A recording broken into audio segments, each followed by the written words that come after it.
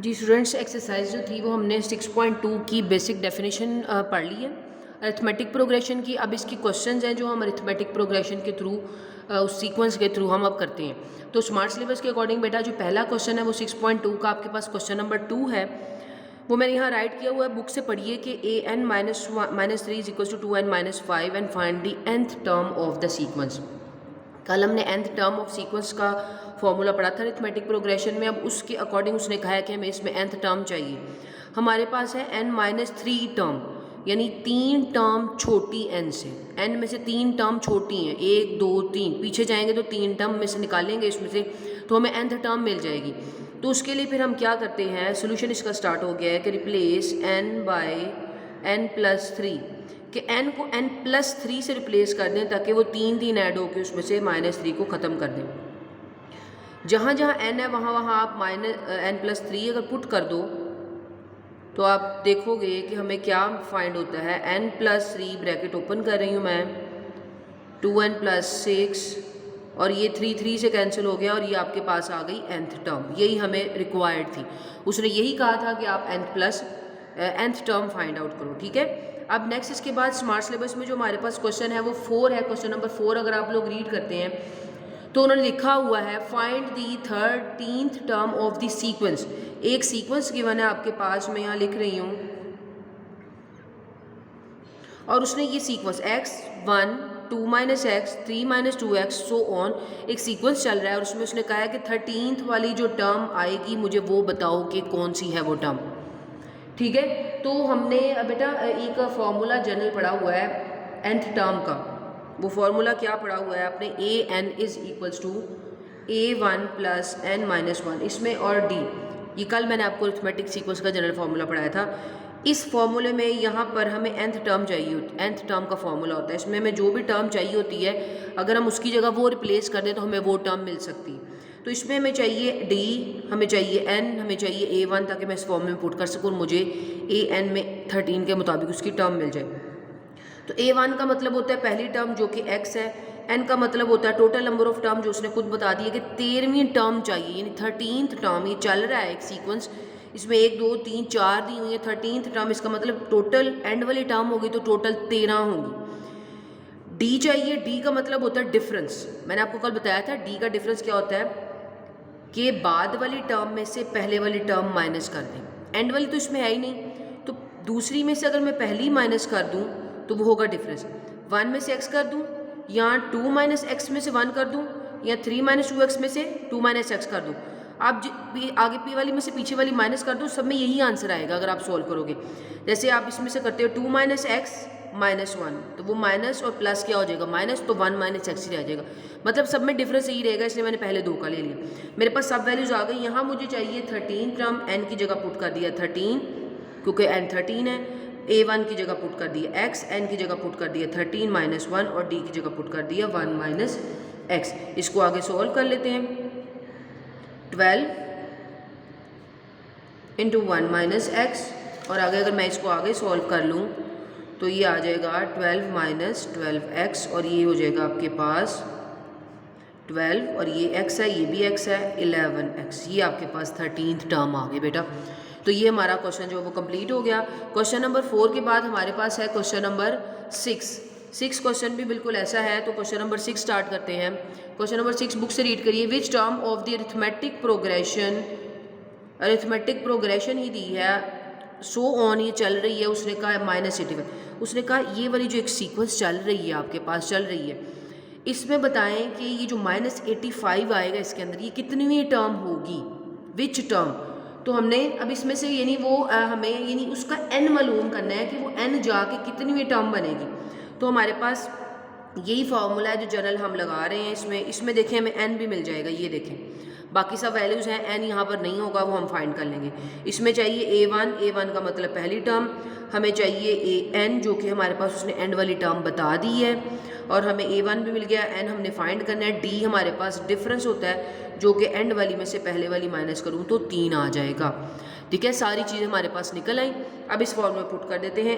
an का मतलब था एंड वाली टर्म जो कि 85 थी, a1 का मतलब था पहली टर्म, n हमने मालूम करना है, और d था -5। इसको अगर मैं सॉल्व कर लूँ, ओपन कर लूँ, तो हमारे पास क्या आएगा, 5 -3n, इसको अंदर मल्टीप्लाई कर रही हूँ और +3 ये वहाँ ले जाती हूँ मैं, -5 इसको भी वहाँ ले जाती हूँ, -3 यहाँ रह जाएगा -3n, ये -3 है बेटा। इसको जब सारे को मैं सॉल्व करती हूँ तो मेरे पास आता है -93 और -3n। 93 को 3 पे डिवाइड करती हूँ, 3 3 ज़ा 9, 3 1, ये nth टर्म जी, यानी 31 वाली टर्म थी ये, उतनीवीं पोजीशन पर जाकर ये आनी थी। ठीक है, तो ये उसने n मालूम करने को कहा था, हमने n मालूम कर लिया। अब बेटा 6 के बाद 7 क्वेश्चन भी जो है वो आपके स्मार्ट सिलेबस में आ रहा है। 7 क्वेश्चन भी बिल्कुल सेम टू सेम ऐसा ही है जैसा अभी हम ये 6 करके आए हैं, तो उसमें आपने बिल्कुल इसी प्रोसीजर को फॉलो करना है और वो 7 वाला क्वेश्चन भी आपका हो जाएगा। ठीक है, 7th वाले के बाद है बेटा आपका 8 क्वेश्चन जो कि स्मार्ट सिलेबस में 8 क्वेश्चन रीड कर लीजिए। उसने कहा है how many terms are there in arithmetic progression. एक अरिथमेटिक प्रोग्रेशन में how many terms are there in arithmetic progression, एक अरिथमेटिक प्रोग्रेशन में कितनी टर्म्स होंगी, जिसका उसने हमें A1 बता दी है और एंड वाला AN बता दिया और डिफरेंस B उसने हमें बता दिया है, वो है 3। अब भी उसने पूछा है कि इसमें कितनी टर्म होनी चाहिए, गिन के बताओ, यानी n मालूम करो। बिल्कुल वही फार्मूला जो हम सब में यूज़ कर रहे हैं, सिंपल यही फार्मूला लगेगा, कभी कुछ पूछ रहा है कभी कुछ पूछ रहा है, लेकिन करना ये n भी है हमारे पास 68, सॉरी यहाँ A1 आना था, A1 11, n हमने मालूम करना है और d हमारे पास 3। इसको सॉल्व करिए और आपके पास n आ जाएगा। बहुत सिंपल सा क्वेश्चन था बिल्कुल, यानी ये 6 वाला 7 वाला और 8 वाला बिल्कुल एक ही पैटर्न पर होने हैं। ठीक है, अब 9th वाला क्वेश्चन देख लीजिए। 9th वाले क्वेश्चन में वो क्या कह रहे हैं, 9th वाले क्वेश्चन में बेटा वो ये कह रहे हैं कि in the nth term, question book से साथ साथ रीड करिए। ठीक है, in the nth term of arithmetic progression is 3n - 1, find the arithmetic progression. एक अरिथमेटिक प्रोग्रेशन थी, उसमें जो nth वाली टर्म आती थी वो ये थी। ठीक है, अब उसने कहा उसकी सीरीज़ मालूम करो, अरिथमेटिक प्रोग्रेशन मालूम करो उसकी, यानी अरिथमेटिक प्रोग्रेशन मालूम करने को कह दी, उसने सीक्वेंस मालूम करने के लिए कह दी। उसने हमें टोटल जनरेटर दे दी, जैसे हमने कल निकाला था ना कि टोटल उसने हमें एक फॉर्मूला दे दिया था, उसमें सारी अलग अलग वैल्यूज़ फाइंड करने को थी सीक्वेंस की।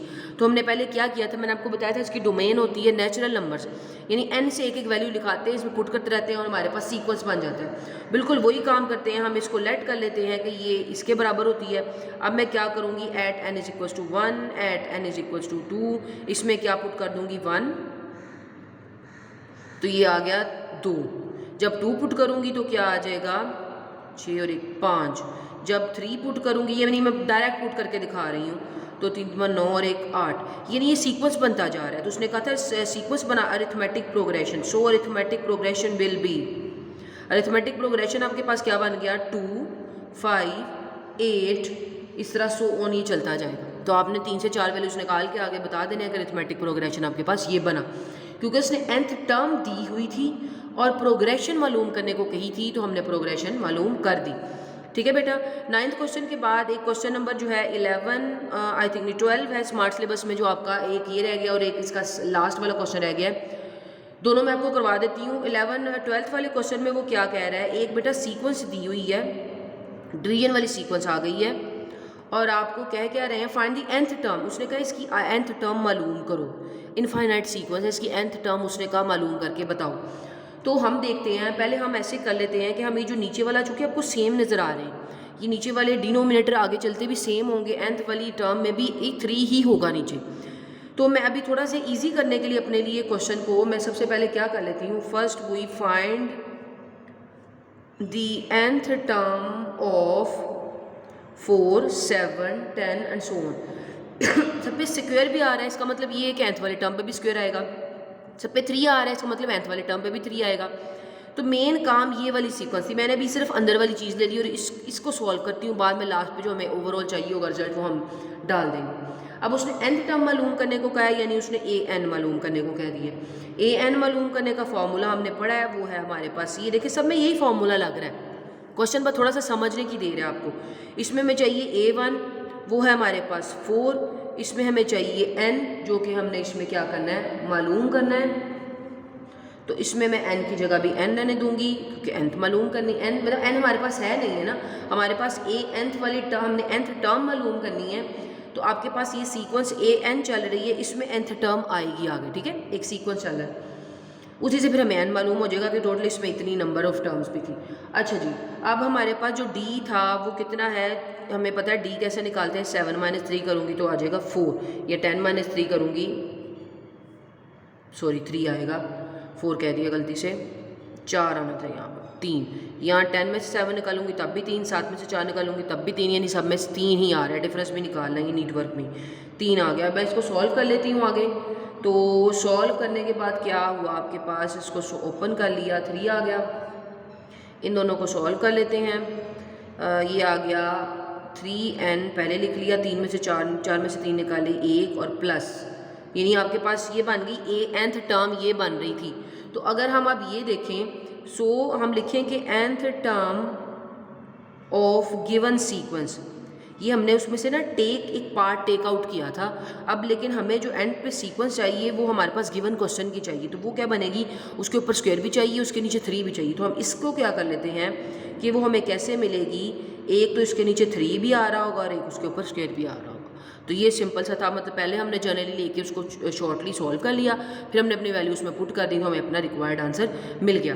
तो ये था बेटा 12th क्वेश्चन, बड़ा ईजी सा था, ये देख लीजिएगा। इसके बाद लास्ट क्वेश्चन है इस एक्सरसाइज का, जो स्मार्ट सिलेबस के अकॉर्डिंग है, वो भी देख लें। 13 क्वेश्चन है जो हमने करना है, उसमें क्या कह रहा है बेटा, one over A 1/b and 1/c are arithmetic progression उसने दे दी है कि ये 3 नंबर्स की जो है ना वो 3 सीक्वेंस एक दी हुई है। तो उसमें उसने कहा है इसकी जो है ना वो आपके क्या बनाएं, ये एक अरिथमेटिक प्रोग्रेशन है, इसका मतलब 1/a 1/b और 1/c are in arithmetic progression.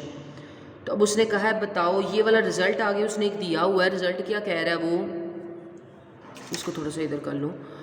Result आपको कह रहा है, अगर आप बुक पे देखो तो आपको ये उसने कहा अगर ये ऐसा है तो ये रिजल्ट मुझे शो करके दिखाओ, यानी इसको सॉल्व करके। इसका मतलब हमें इसकी वो जनरल बातें जो हमने अभी की हैं वो सारी लगानी पड़ेंगी, हमें डिफरेंस निकालना पड़ेगा, वो 1/b और 1 इसमें से इसको माइनस करते हैं। अब देखें लेकिन इसमें डिफरेंस इसका और इसका सेम नहीं होगा, जैसे बाकियों में तो डिफरेंस सेम आया था, दोनों डिफरेंस निकाल लेते हैं। इसको इसमें से माइनस करेंगे डिफरेंस आएगा, और इसको इसमें से माइनस करेंगे तो एक और डिफरेंस आएगा। दोनों डिफरेंस लिख लिए, इसमें कुछ भी हमारे पास और नहीं था ना, n थे, n तो 3 थे, वो हमें चाहिए नहीं क्योंकि यहाँ पर 3 हमें नज़र ही नहीं आ रहा, तो 3 की ज़रूरत नहीं है। टोटल नंबर ऑफ टर्म्स, इसमें हमें जस्ट उसने एक इन्फॉर्मेशन दी और उससे हमने रिजल्ट बनाने को कह दी, हमने डिफरेंस को यूज़ किया।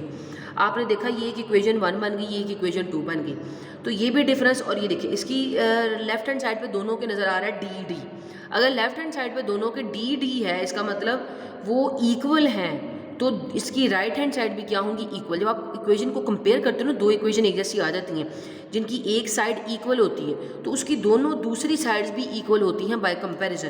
तो अगर मैं लिखूँ ना बाय कंपेयर 1 and 2, ये एंड लिखा है, तो इससे मैं लिख सकती हूँ d = d, so 1 - 1/b - 1/a is equals to 1/c - 1/b, यानी अगर वो दोनों इक्वल थे तो ये दोनों भी डिफरेंस इक्वल होंगे।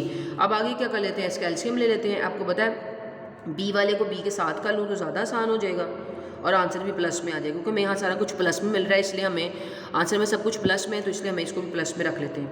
इसको वहाँ लेके इसको, ये b है, नीचे b आ गया 1 + 1, ये ac आ गया तो a + c, ज़रा सीक्वेंस के साथ लिख लिया ना, 2/b और a + c/ac। हमें उसने इधर चाहिए था रिजल्ट में b चाहिए था और बाकी सारा कुछ उधर गया है, तो हम ऐसा करते हैं b को एक साइड पे ले आते हैं, नहीं b ऊपर चला जाएगा, क्रॉस मल्टीप्लाई कर लेते हैं, इधर ये इधर, ये सारा कुछ इधर 2, ये इधर डिवाइड हो रहा है, इधर जाके इसका मल्टीप्लाई हो जाएगा, ये इधर इसके ऊपर मल्टीप्लाई हो रहा है, इसके नीचे आ जाएगा, ये वहाँ चला जाएगा। तो हमें यही रिक्वायर्ड रिजल्ट चाहिए था, यानी सिर्फ इस तरह उसने किया, सीक्वेंस दी हुई थी छोटी सी, हमने उसमें से डिफरेंस निकाला और डिफरेंस को कंपेयर कर लिया। तो बेटा जी ये टोटल एक्सरसाइज मैंने आपको करवा दी, इसमें ये टोटल क्वेश्चन थे जो आपको अरिथमेटिक प्रोग्रेशन में आने थे स्मार्ट सिलेबस के अकॉर्डिंग। तो इस एक्सरसाइज को अच्छी तरह से कर लीजिएगा, कल इंशाल्लाह फिर नेक्स्ट 2 एक्सरसाइज जो है वो हम रिवाइज कर लेंगे। तो तब तक के लिए बेटा अल्लाह हाफिज़।